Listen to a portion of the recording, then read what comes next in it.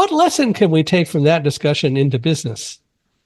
Wow, well, not everybody is great at everything. I mean, we all have our strengths and weaknesses, and we all have our advantages, and if you want to call them disadvantages in different aspects of business. So the job is not to necessarily erase the disadvantages because it may take some resources or time that we simply don't have, but to figure out where you have the advantage and then just stay there. All right, just hang out there. So if you're Shaquille O'Neal, don't hang out at the free throw line. Hang out next to the basket where you're dominant because nobody can beat you there.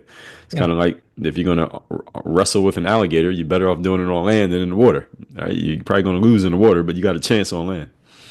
And you better stay away from the open mouth and try to get the mouth when it's closed.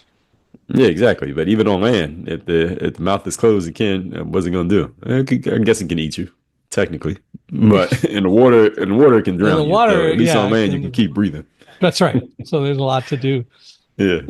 So what's the most important thing you think that people take away from you and all the knowledge that you've amassed and all of the um, Hmm. speaking that you've done and teaching that you've done? What's the most important thing that people take away from you?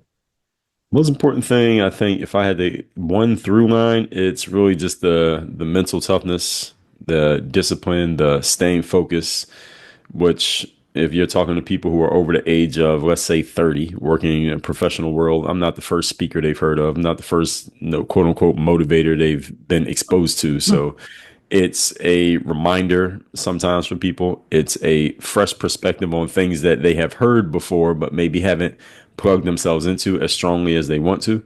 So I would probably say that if I had to just say one thing that I hear most often, it'd probably be that.